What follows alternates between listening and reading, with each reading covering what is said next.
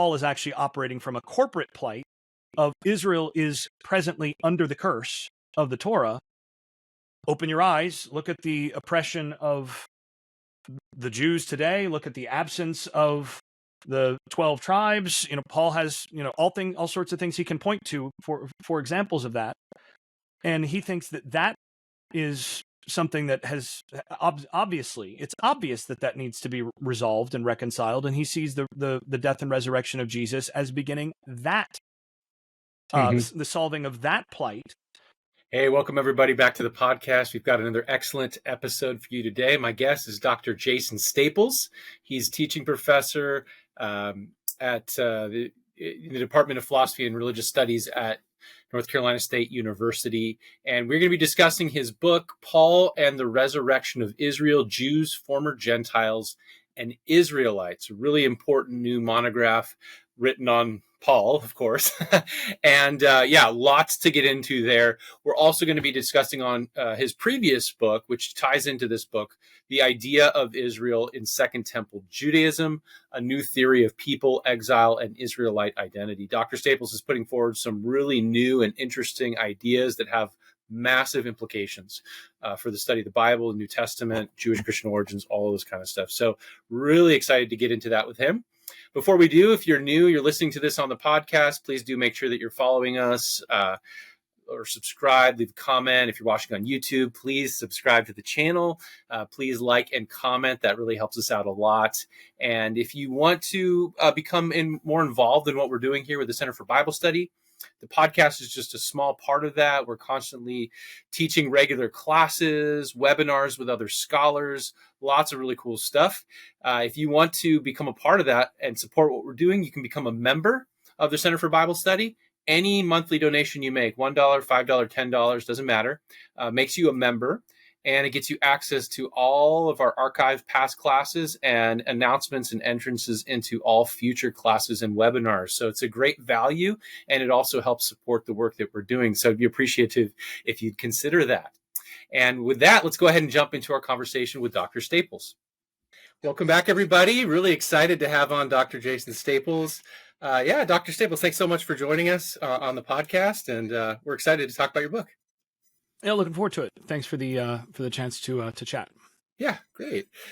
Just for those of the listeners and viewers that maybe aren't familiar with you yet, would you mind just sharing just a little bit of your background journey into biblical studies, kind of what you do right now, where you're at? Yeah, it's a good question. And I have to now think about it because it's been so long. Yeah, right. But I'm getting a little longer in the tooth, as it were, so I have to start thinking about that, thinking about the past. But I think obviously everything goes back to our childhood, and I was here's where I should quote Steve Martin's "The Jerk." Right, I was born a poor black child in Mississippi, but no, I think a lot goes back to the upbringing that I had, where I was brought up in a house where, it was a Christian house. And at the same point, I was brought up by parents for whom nothing was ever to be taken strictly on authority, in the sense of like, this is what the pastor says, or this is whatever church body says, or whatever. And both of my parents were very serious about learning the Bible on its own terms. And that's something that was inculcated at a pretty early age. So we would have all sorts of discussions and debates in our house, when I was a child, about like, what does this mean? What must this mean? And, we were the family that and we probably went to, 10 or 15 different types of churches over the years. But we were the family that on the way home would, make mincemeat of what we had just heard. He said this, but that can't be right, can it? I mean, what about this over here? And one of the things that my dad was very adamant about growing up was that if you really wanted to understand the Old Testament or the New Testament, you had to know the Old Testament inside out. That's really where the substance was that the New Testament was providing, insight into that was explaining what's going on. But it's all in the Old Testament. So we spent a lot of time in the Hebrew Bible and working through a lot of that stuff. So that sort of laid the seeds to it, to the place where I went to an all boys Catholic high school, and I moved to that city the day before my freshman year started, and fairly quickly, you've got your mandatory Bible or theology classes, and that sort of thing. Fairly quickly, my classmates began to label me Father Staples, sort of mockingly. Yeah, because I knew that material really well, and that was pretty obvious in those classes. So, in large measure, that was the one thing I knew I was not going to do, was to be clergy. I was not really interested in that. But when I got to college, I took some of those classes. I mean, I figured, why not take New Testament, Old Testament? I hear some good professors and won't be difficult. So, but then in particular when taking my Hebrew Bible class at Florida State, and then a couple of biblical studies seminars where we had some undergrad seminars and all of that, it became clear to me that you could do this as a career that's not clergy, but that's really getting to the bottom of what's going on in these texts. And I was really interested in a lot of that. And it's like, oh wow, I could do that. Like, I want to do that. But I could do this over here, and this looks pretty good. Now, little did I know that you can't really make a career of it because you can't get jobs. But it's a whole different thing. None of us figure that out till it's too late. Right. Well, the thing is, when I started this was a whole different kind of job market than by the time I finished my Ph.D. Yeah. And I don't know that I would have made any different. I probably wouldn't have made a different decision had you told me up front that this would be the end result of the path. But I did presume at the time that there would be a little bit more in the way of potential employment and such. Now, people email me all the time about like, wow, I read your book, excited about, I want to go and do what you're doing. I'm like, you really don't. Yeah. There aren't jobs, and I'm very free about what I make and don't make, and what kind of job opportunities there are. And people usually just get this big, I can see them getting the email and going, and I get these emails back like, oh, maybe I'll do something else. Yeah, exactly. But that's kind of how I got into it. Is okay. That sort of progression that led to a lot of interest, and then I suppose the last thing is when I was taking a Hebrew Bible prophets class, which was my junior year of undergrad. I came across some stuff that we had to do a research paper, and I realized that there were some pretty significant holes that I couldn't find these questions being answered satisfactorily in the research. And as a 21-year-old, I looked at that and went, I think I can do this. I think I can fill this gap. And that's really what led me to do it professionally, much more. And that was what the two books that I've done, that began those projects. Yeah. And I'll leave it to others to determine whether or not I've done so more satisfactorily than others. But I didn't expect it to take 20 years. Yeah, that's cool. No, thanks for that. And actually, I did want to begin. Obviously, we're going to talk about your Paul book primarily, but I have the other one here as well.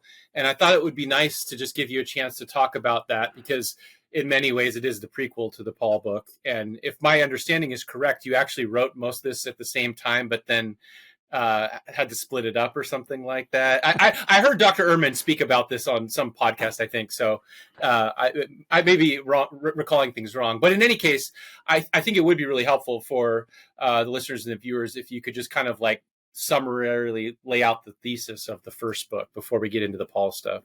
Yeah, Bart's funny about this. He's introduced me before in certain contexts of he wrote the longest dissertation I ever read. Yeah. Not the longest one I've ever gotten, but the longest one I actually ever read. Yeah. So it's not entirely true that I wrote them together, because I did write the preliminary parts of and more than a little of the second book as part of the dissertation that the first book came out of.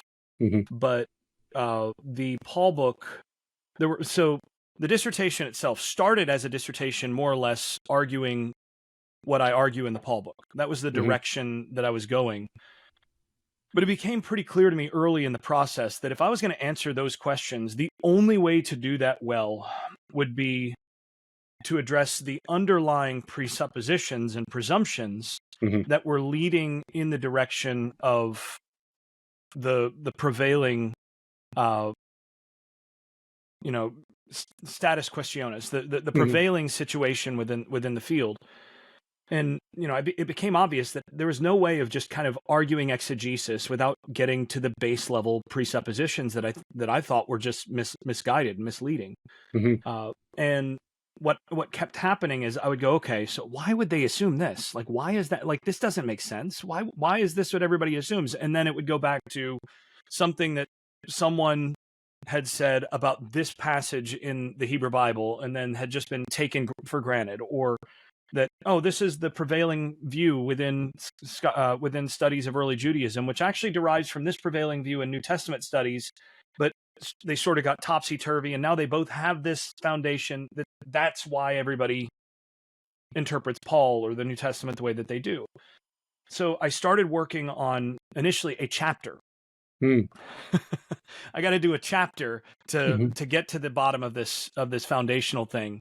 And I still remember coming across like this comment by Louis Feldman, which was on Josephus, and the idea that Josephus obviously, came to believe that the diaspora was a good thing rather than a curse. And it's like, what? Why? I've seen no evidence of that in Josephus. Like, why would he come to that? Why would he come to that conclusion? And so that led to starting to pull out the thread, a much longer thread. And all of a sudden, I just had this sinking feeling of like, oh, this isn't a chapter. And before long, it was 3 chapters. Then it was 4 chapters. Then it was 5 chapters. And eventually what happened is the dissertation became essentially a 2-part deal where, and I had from the beginning intended to model this larger project on Paul and Palestinian Judaism by E.P. Sanders. And it turned out that it started to become very much the kind of thing as what you have in that, where it's really Palestinian Judaism with an appendix on Paul. Yeah. And that's sort of what the dissertation became, it became Hebrew Bible and early Judaism material for about the first almost 3/4 of it. And then 2.5 kind of chapters on Paul tacked on to the end.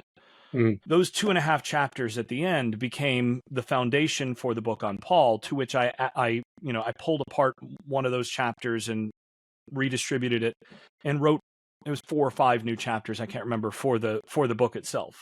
And then the other 2 chapters revised and put them in there. So it's really 2 chapters from the dissertation surrounded by 75% stuff that was not in the dissertation for the second book. The first book was heavily revised, but it's more or less what was in the dissertation. And in that book, basically, I'm arguing 2 things. One is that the prevailing presumption that when you see the word Israel in the Second Temple period, after the Babylonian exile, for example, basically, once you get post-Babylonian exile, that when you see the word Israel, it just means the equivalent of the Jews or the Jewish people. That's number one, is essentially arguing that that's not the case. So first order of business is to address that problem, that those are not synonymous. And in order to address the fact that they're not synonymous, I also had to deal with some of the prevailing, consensus views as to how they were related, because people had noticed that, well, these terms, obviously they're synonymous, but they're used differently. So, one is an insider term and the other is an outsider term, these sorts of things. So I had to address all of that and eventually put forward a better model, I think, which is, if you go from the Hebrew Bible forward, you see that Israel and the Jews or the Jewish people are not synonymous, but rather one is a subset of the other. Israel is the whole people of God, the whole heir to the covenant, the children of Jacob, the heirs to the promises to Abraham, that is the whole people of Israel. It's a 12-tribe people. You have a history of, splitting off of the people of Israel in the northern kingdom, splitting from the people in the southern kingdom of Judah. And the Jews, or the Jewish people, come from the people from the southern kingdom of Judah, essentially. And it's more complicated. On the ground, everything's always more complicated. But essentially, that's the idea. And then Israel is that larger group, of whom Jews are a subset. And the book argues through looking at a lot of different early Jewish literature, looking at Hebrew Bible material and how that's interpreted within Jewish literature.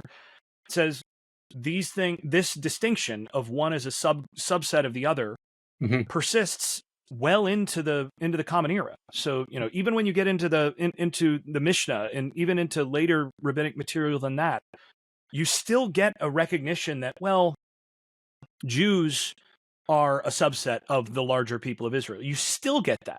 You get discussions of, well, why is Mordecai called a Jew in Esther when he's from the tribe of Benjamin? And they then address that. What about when are the 10 tribes of the north returning, and are they going to return? You have Rabbi Akiva gives one view, and Rabbi Eliezer has another view that the Mishnah gives credit to. So this extends a good bit longer. And that latter part is the second argument of the book, which is not only are these not synonymous, but and one is a subset of the other, but within early Jewish literature, especially in the Second Temple period, you get a consistent expectation of the restoration of the whole people of Israel, not just, say, the liberation of the Jewish people.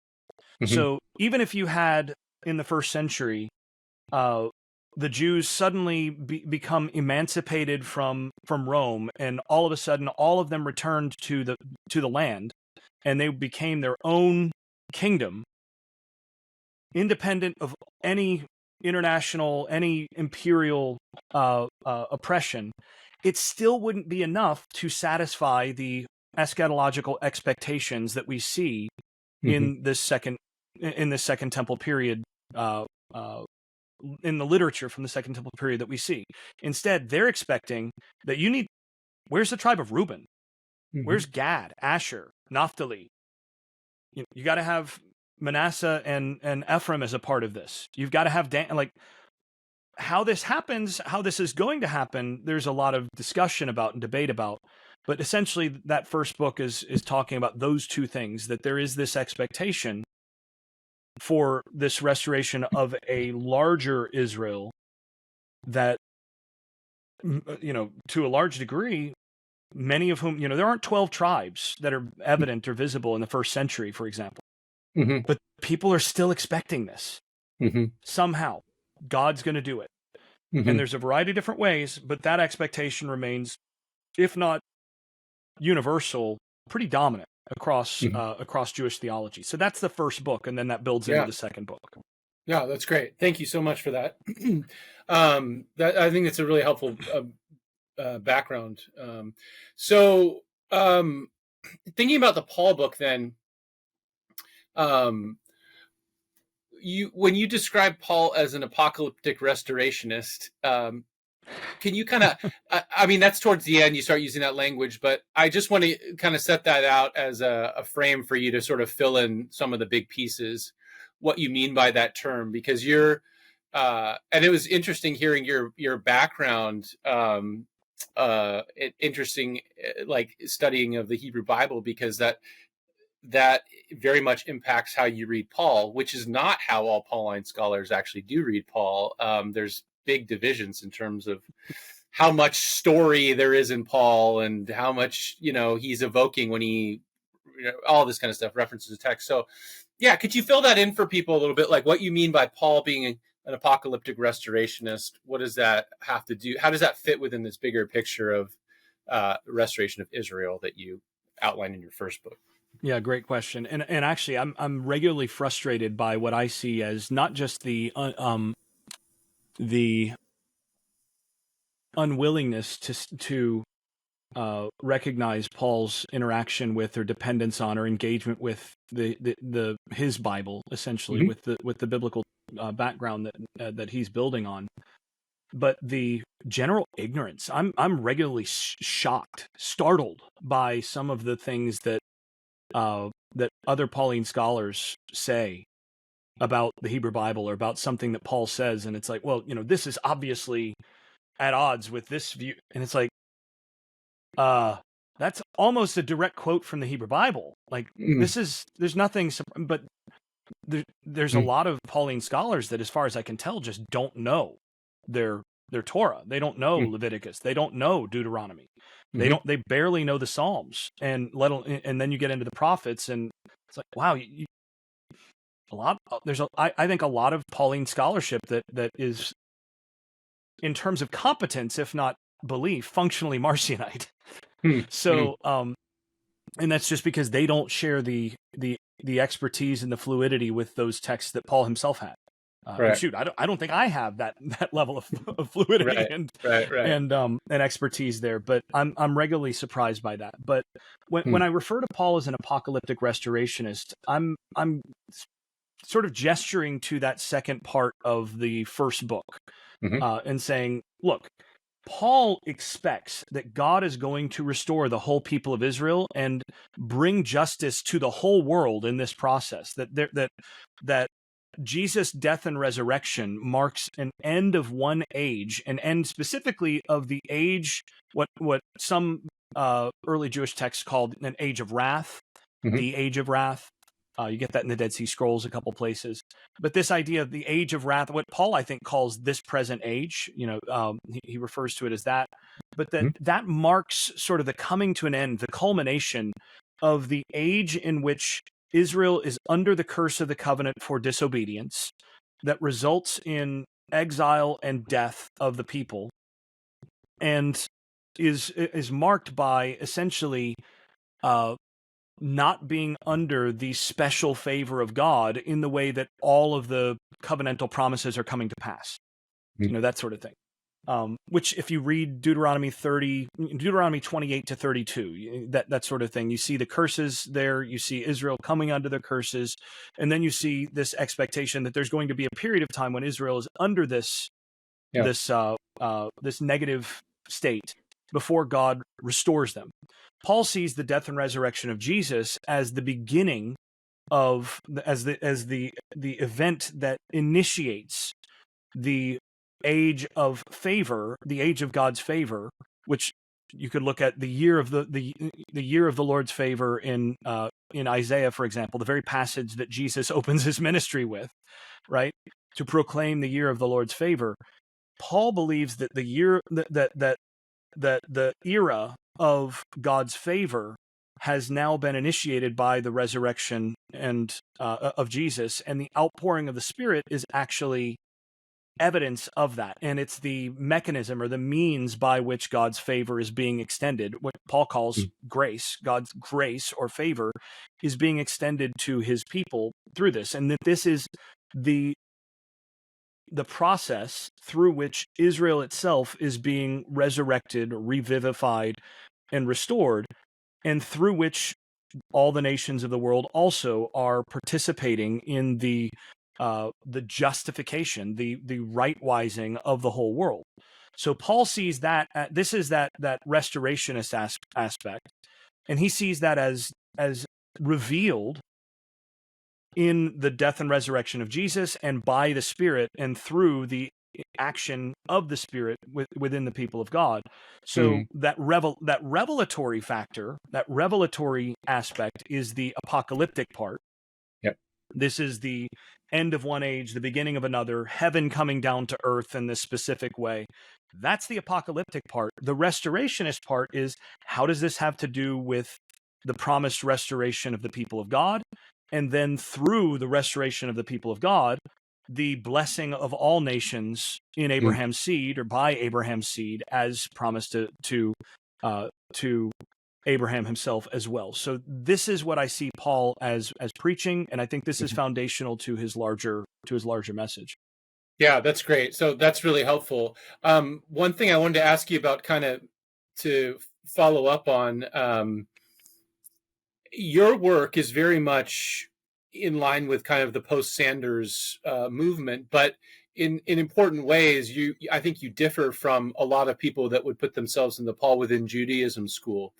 And one thing that I think does that is because there's the framework of covenant, of being under the age of wrath and movement to restoration, you have a really robust understanding, or your reading of Paul has a robust understanding of what we could call the plight of Israel, and the plight of Jews and Gentiles, or all this kind of stuff.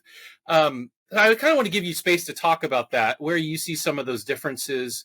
I was struck by your reading of Romans 1:18 through 32, for example, which it's become vogue in many circles to say this is clearly just about Gentiles, right? And obviously that you have a very different reading of that. So anything you kind of want to say in that area, could be really interesting.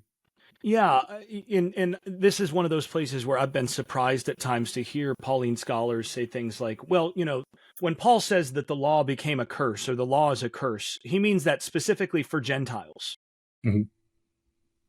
And I just go, wait, but the law explicitly pronounces a curse, yes. It never does so towards Gentiles. It does so over those who are in the covenant and disobey. Like, Deuteronomy 30 is, see, I place before you this day a blessing and a curse, right? Mm-hmm. Life and death, a blessing and a curse. And Paul is saying, we reap the curse, mm-hmm. right? And Moses in the same passage says, and I know you're going to choose the curse. Mm-hmm. So to me, like, this is not complicated, but what I find with some of and this is where I differ with a lot of, but not all of the folks from the Paul within Judaism side of things, is, as far as I can tell, there is there is a theological commitment among many people within the Paul within Judaism school to diminish or completely eliminate anything within Pauline, in any possible reading of Paul, in which Jews or anyone associated with Judaism, or any theological construction associated with Judaism, there's anything negative mm-hmm. that Paul might think or say about that, or about them. And so, if you have a reading where Paul believes that the Torah in any way curses those who are in the covenant, that's a serious problem.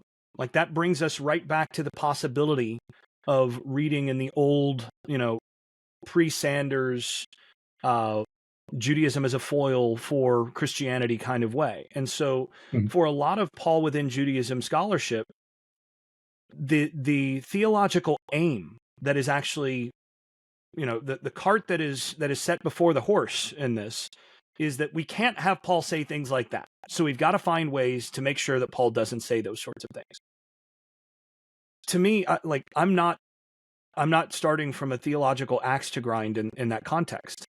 I think if Paul says the Torah is, became a curse, or the Torah, there is a curse of the law, or curse of Torah, we should be looking at how he most likely understood that in the context of what the Torah says about curse.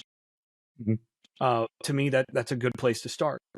The other thing is that, and this is where I really differ with Sanders, is Sanders, first of all, set up, so I'm not the only one. I know there's quite a few Pauline scholars who've had the same reaction, but this was my reaction. When I read Paul and Palestinian Judaism, which is, on the shelf right behind me, I found through the first 3/4 of that, which is the stuff on Palestinian Judaism, I found that I kept saying, oh, yes, this, and this is Paul. This is exactly right. This gets us close to a good reading of Paul if we understand this. And then I got to the second part of the book. I got to the final quarter that's actually dealing with Paul. And then he says, and Paul doesn't do these things. Mm. And I found myself like, what? I recognize Paul through the first 3/4 of your book. And now the Paul that you're putting forward as set opposite this is unrecognizable. Hmm. And where I differ with Sanders on that is primarily two things. One is Sanders very much starts from a Bultmannian anthropology for Paul. So he reads Paul through the basic anthropology of Bultmann's sort of existentialist reading of the New Testament.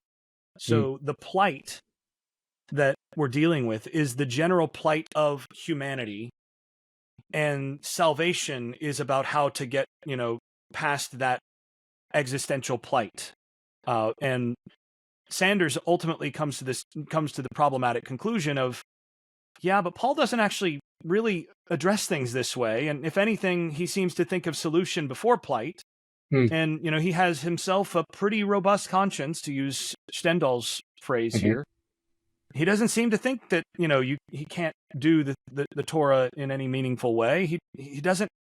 Therefore, well, he just must start with solution and then basically make a human plight from that, because he's working from this individualistic, existentialist kind of Bultmannian anthropology, and that's the thing that Paul ultimately thinks needs to be solved by the solution that he's now been presented. I think that's fundamentally wrong, because Paul is actually operating from a corporate plight of Israel is presently under the curse of the Torah. Open your eyes, look at the oppression of the Jews today, look at the absence of the 12 tribes. Paul has, all sorts of things he can point to for examples of that. And he thinks that is something that has obviously, it's obvious that needs to be resolved and reconciled. And he sees the death and resurrection of Jesus as beginning that, the solving of that plight, which is corporate. And the means of that, how did Israel come to be in exile? How did Israel's death as a people begin? Well, through disobedience. Therefore, being made obedient, being made a just people, has to precede the remainder of that restoration, which is what he sees as the function of the Spirit. The function of the Spirit is to rectify the very problem that led to coming under the curse of the covenant in the first place. So for him, that is what ties all that together. And so it's a fundamentally different notion of anthropology and plight that Paul is dealing with than Sanders is. And the other thing is that I think then, in context of that, Sanders is very much opposed to the idea, at least in Paul and Palestinian Judaism and Paul, the law, and the Jewish people. He sees Judaism as fundamentally a system of covenantal nomism, where God chooses a people and then gives that people, the Torah gives that people instruction by which they can maintain their status within the favor that he's already granted to them. And then he says, well, Paul departs from this covenantal nomism in favor of a participationist eschatology, following Schweitzer on this. But for me, Paul's participatory eschatology is not at odds with covenantal nomism. In fact, Paul remains, in my view, a covenantal nomist through and through. He just thinks that there is that the new covenant, which is mediated by and through the Spirit, has begun, and that maintaining one's position in that covenant simply involves living by the Spirit, which I think is what you see throughout his letters. Interestingly, a few years before he died, I have Sanders on record conceding to me that Paul does look an awful lot like a covenantal nomist, especially once you get into the Corinthian correspondence. And he basically says, yeah, Paul sort of winds up kind of ambivalent on this, but,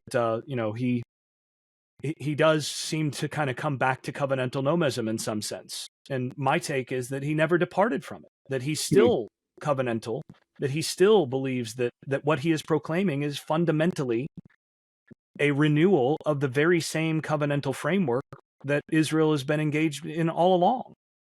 It's just fixed, and it's just held together now in a way that it couldn't be before because of the Spirit. So that's really where I wind up being in a different place than a lot of other Paul within Judaism folks. Is I think Paul is thoroughly within Judaism in the sense that he is operating he's engaging in the same kinds of eschatological and exegetical theologizing that you get in the Dead Sea Scrolls or even in the Mishnah or elsewhere, but he comes to conclusions that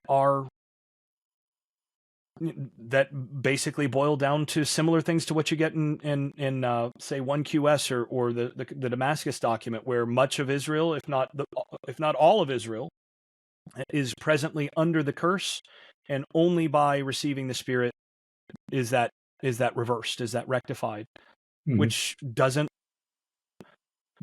fit the sort of desired theological end for modern purposes that you get within a lot of Paul within Judaism scholarship. And frankly, I'm more interested in getting the historical question right before we get into the question of what's most useful for interfaith dialogue or that sort of thing.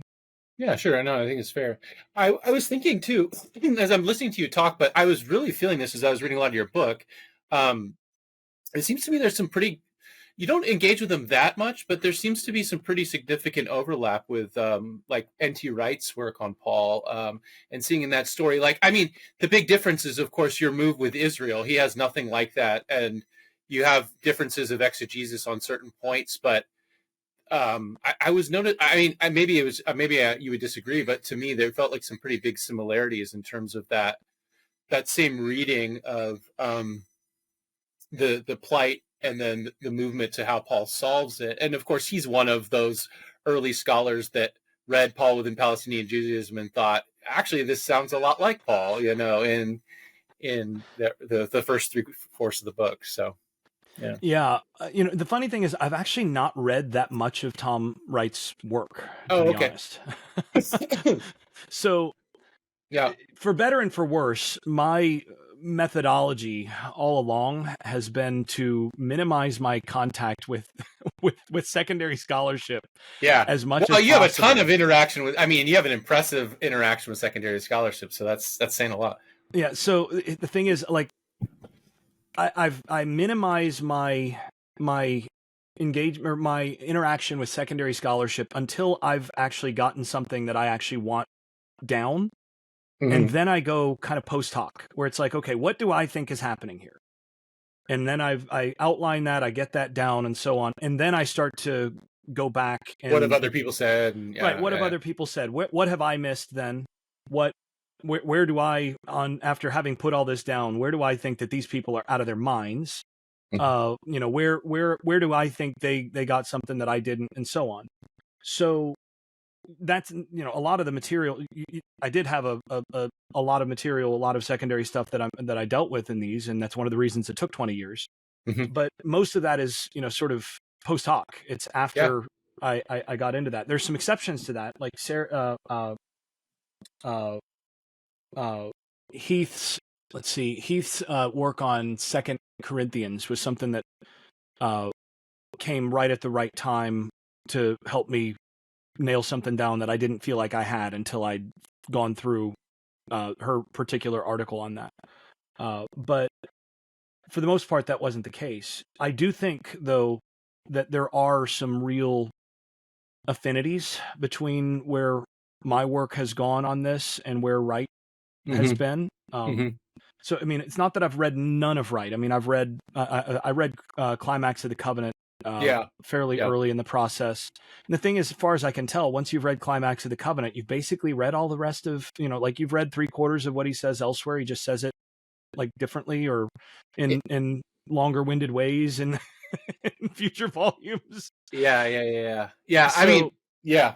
No, I do think, though, that his insight about exile, end of exile, and about how receiving the Spirit for Paul ultimately is about the end of the exile, that, Jesus comes proclaiming end of exile, that whole emphasis that he puts in play, I think that has a ton of affinity with where I've gone on this.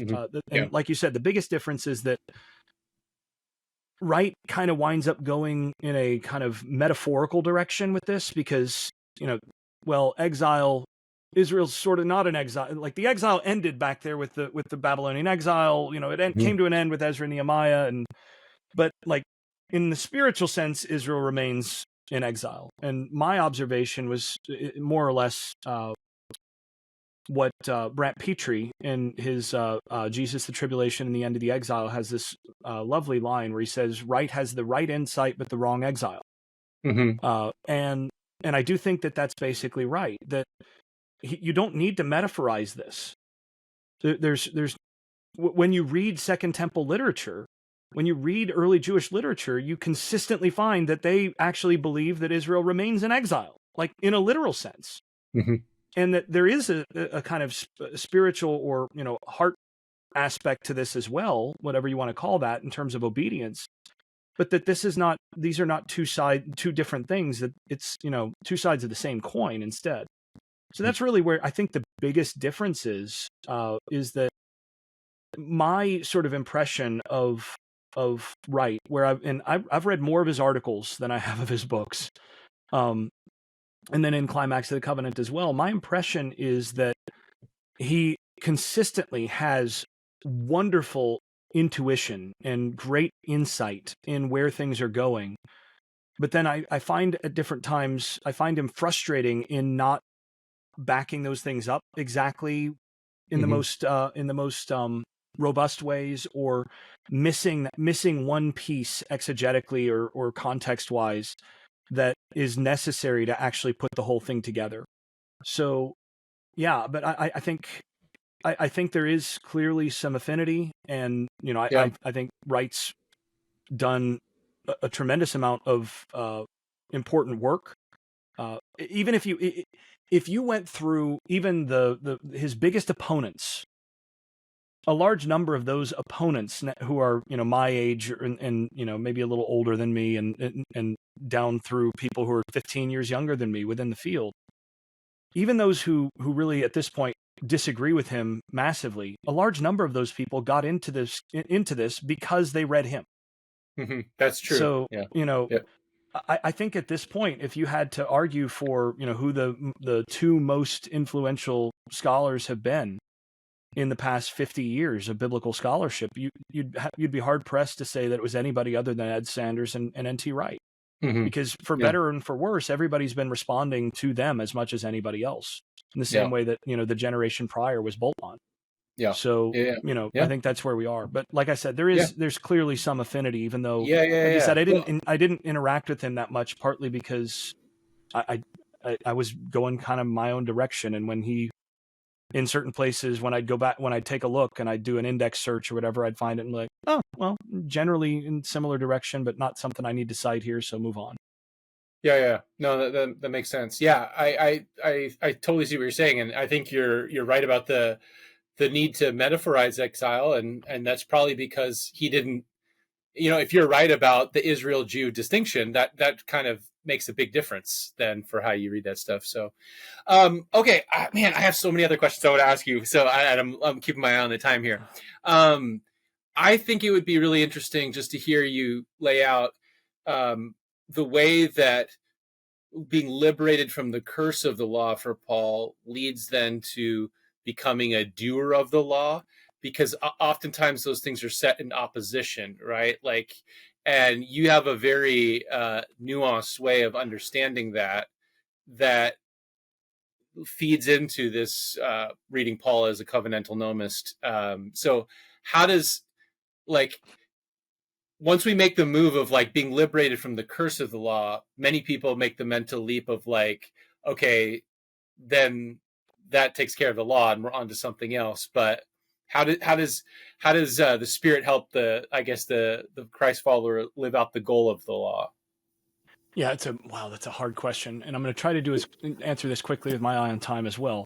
So first of all, the coming out from under the curse of the Torah essentially involves, this is where the death and new life thing matters, because as long as someone is starting from from the starting point of being under the curse of the law, then really the rest of it in terms of that person's status doesn't really matter. That person's simply, on the way to death and is participating in death already.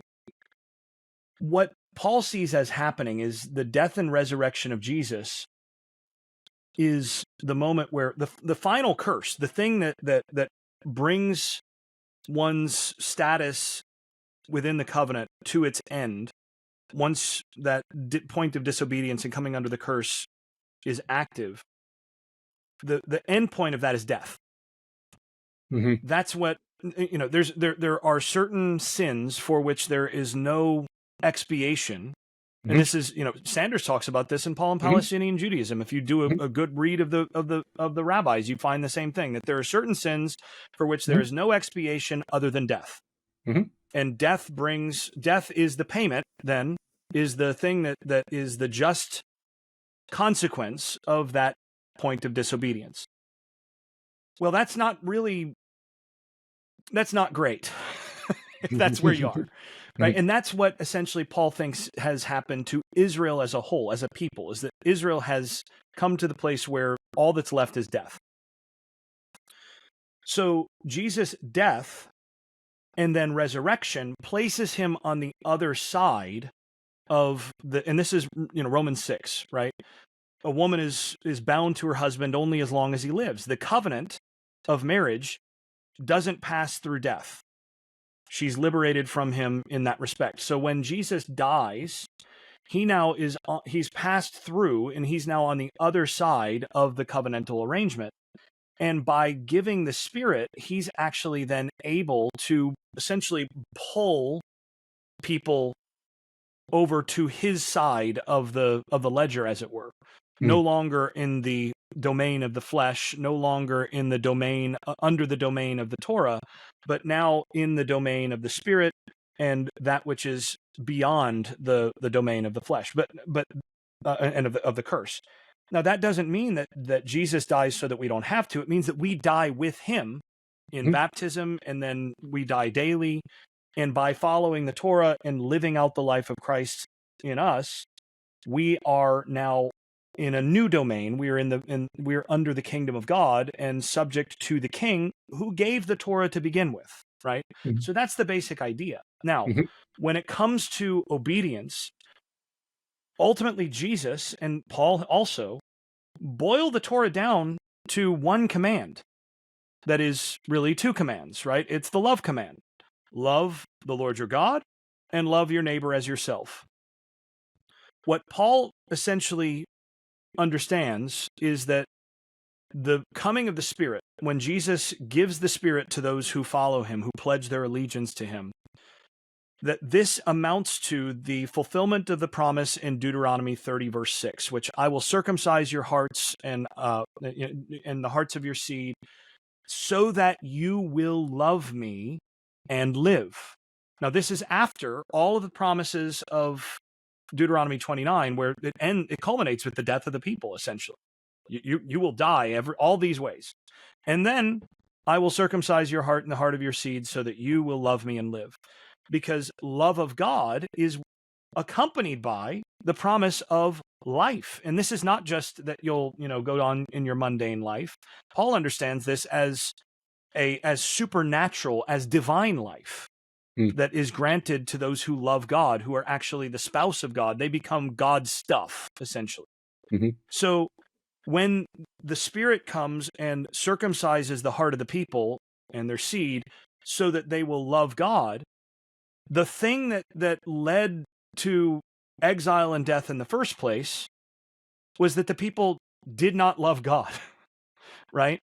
This is what Moses says to the people. I know that to this day, God has not given you eyes to see, ears to hear, and a heart to know, right? They don't love God with all their heart. They don't love their neighbor as themselves, and therefore the consequence is death.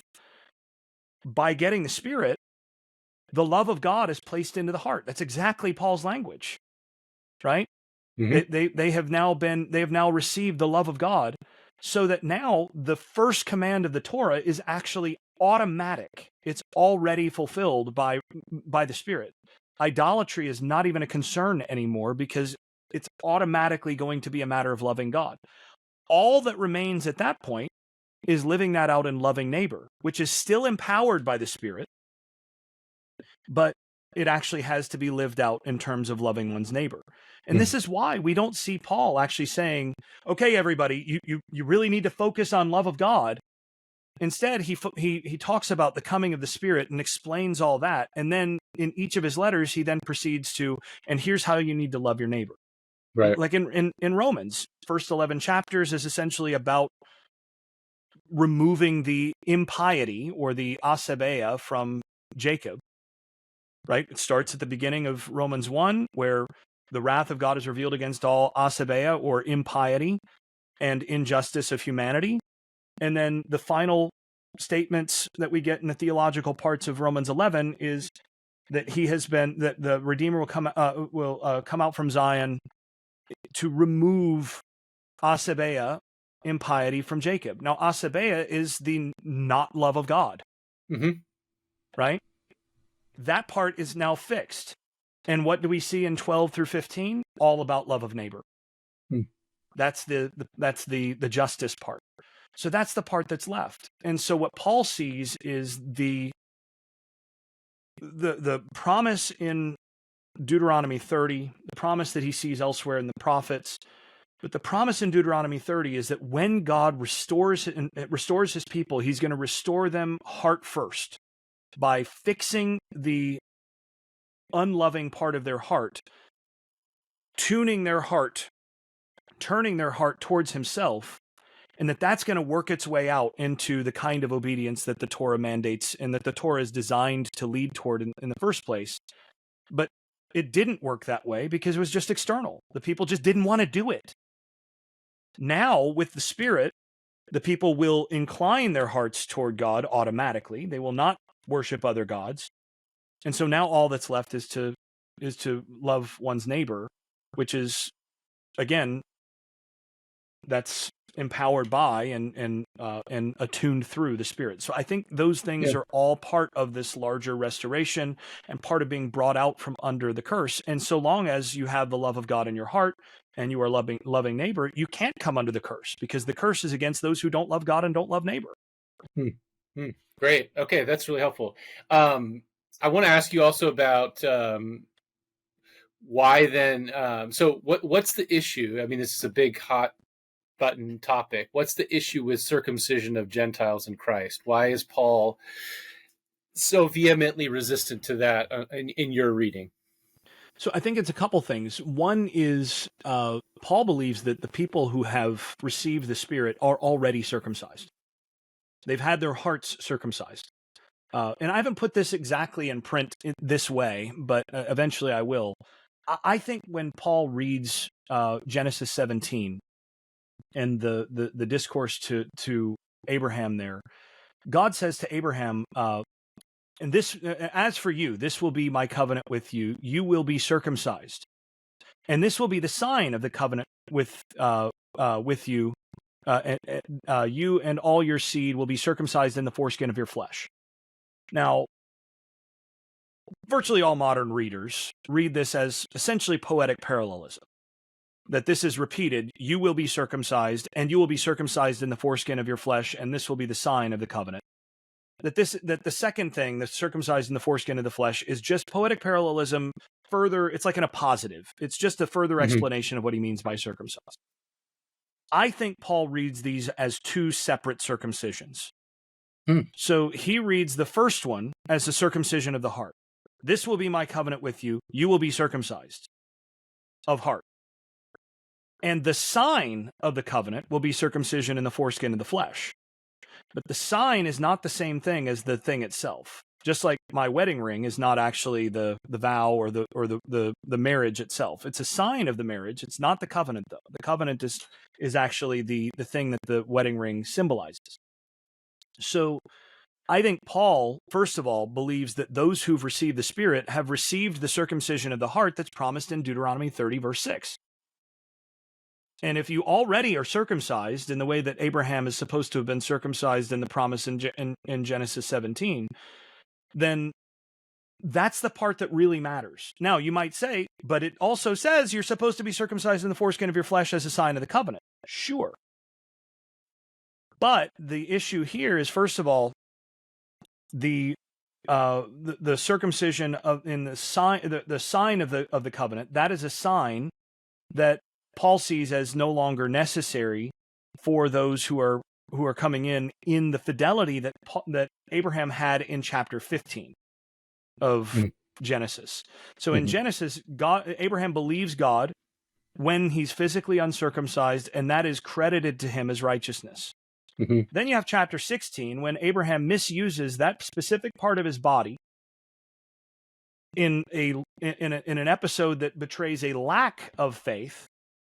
And then in chapter 17, he has to get himself clipped. He has to snip that part of his body as a reminder that this is how things are not supposed to be, and this is how I expect you to behave.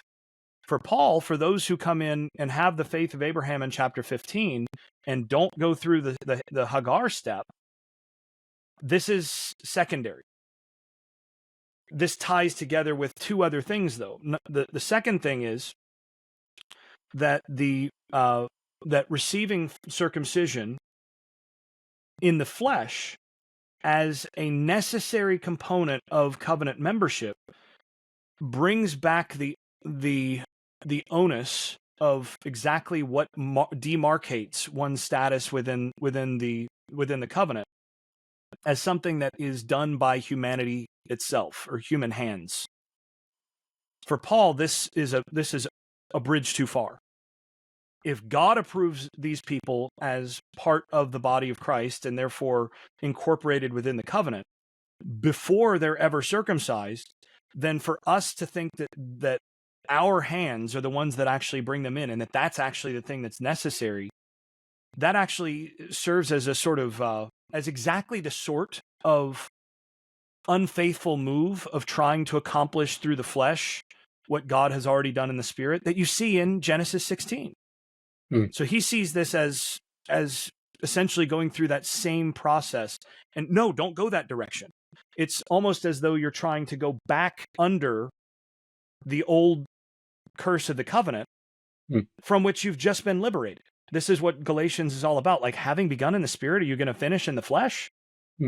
Right? That part didn't help before. The part that really matters is that we've gotten the thing that was actually the sign of in the first place. Now that we have the thing itself, the sign is actually, I think he would think it's optional. So I actually don't think he has an objection to circumcision per se.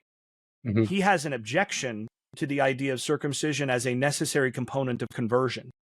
That unless you're circumcised by human hands in the flesh, you're not in. And he thinks that essentially makes things all about the flesh once again, which only puts you under the covenantal, the curses of the covenant, which govern life in the flesh, as opposed to what comes after. And then the final thing is, if everybody gets circumcised and thereby becomes Jews, how exactly is the rest of Israel, which in my book, I argue Paul thinks that a large percentage of Israel was assimilated among the nations. How then are those people, if they become Jews, how are they actually representative, first of all, of the nations themselves, and second of all, and more importantly, I think for Paul, of the rest of Israel that assimilated among the nations? This winds up being a collapsing of the different parts of Israel into one that I think he sees as fundamentally, again, at odds with the larger promise of God, that Abraham, that the promise to Abraham involves all of Israel, and thereby through all of Israel, all the nations. And you can't have circumcision work the way that it did in the past in the flesh and make it work that way for him. So I think it's a whole bunch of those things, but put all that together and that's where you go. Got it. Yeah. It's obviously it's a complicated one. So in what you're suggesting is that because circumcision signified like proselyte becoming a way of converting to Judaism for a Gentile, that it couldn't possibly be read as a way of become like fully assimilating to the Abrahamic people, right? Because Paul obviously wants all followers to become children of Abraham, actual children of Abraham. I'm just trying to think this through, and then I know that some point out, which I'm not I'm not persuaded by the whole eighth day argument, because I think if that was halakhically important for Paul, he probably would have just said it at some point. But one would think. It also doesn't work. Well, the biggest yeah. problem with the eighth day argument, and I love Matthew Thiessen to death. Yeah, me too. I've had him on the podcast. He's a fantastic scholar. He's terrific, but I don't think the eighth day thing works at all. And the biggest problem that it has is that it doesn't work in the passage that he builds it on in Jubilees. Because in Jubilees, you have the command about the eighth day, and the strictures that are placed on if anybody's not circumcised on the eighth day, then they're to be cut off and all this. And you get it's strengthened there, the language. And then like 2 or 3 verses later, it commands Abraham to circumcise the adults within his house, and they are included in the covenant itself. And Abraham himself is not eighth day. So, and it commands that if anyone, if anyone gets a slave, then that slave is to be circumcised, and they're included. So the very passage that's built on, as though that's, what this is about, doesn't sustain the reading that he's actually aiming for at all. And that's the only passage that he really has as a backdrop for that. And really the thing that the Jubilees passage is actually about is not about conversion. It has to do with the halakhic question of what happens if a child is born the day before before Shabbat. What happens to a child that's born on Friday? Is circumcision something that you are allowed to profane the Sabbath for? So much like the discussion you find then in the Mishnah later on about different questions of circumcision, and if a child's sick, if it's a Sabbath, all this kind of stuff. Right. And in the Mishnah, well, you might say, like, if the 8th day is on the Sabbath, some rabbis say, you push it until the 9th day. And then, if the child's sick, you could go as far as, and I think they've got it as far as like the 11th or 12th day that's acceptable. And that's what Jubilees is arguing against. It's saying, no, I don't care if it's on the Sabbath. I don't care if the child is ill, anything else. It's the 8th day period, because this precedes the command of Shabbat, and therefore it overrides it. This is the one that matters more. So it's just a matter of priority. And it has nothing to do with conversion, because Jubilees is just not concerned with that question there. And, it doesn't work at all. And like you said, Paul would have said it if that was actually operational in the least. But he doesn't. He has all sorts of opportunities to go there to say, guys, this couldn't work for you anyway, because it's not the 8th day. And he just takes every other option. And it's because that's not his concern. But I do think that, I think Acts is probably right that Paul circumcised Timothy. Right? Because in this context, you have something that, it's just going to be a lot easier for us, a lot more convenient. We're going to run into fewer problems if we just do this, buddy. So here we're going to, but you notice that's not part of his conversion. That's just a matter of, he's going to be ministering among Jews, and therefore they know he's got a Jewish mother. Let's just get it done, so this is not a stumbling block. And I think that's how Paul thinks of this is, let's eliminate the stumbling blocks, but let's not pretend that circumcision in the flesh is what actually facilitates one's justification or status within the body of Christ. Yeah, no, that's, and so then that also, I mean, do you think that opens, we can maybe end here, do you think that opens up Paul to precisely the charge then you find in Acts, the concern that maybe he's taking circumcision as somewhat optional or flexible even among fellow Jews? Yeah, I do. And I think if we're going to look at the Gospels and Acts at all, honestly, what we find is the charges that are made against people are never entirely baseless.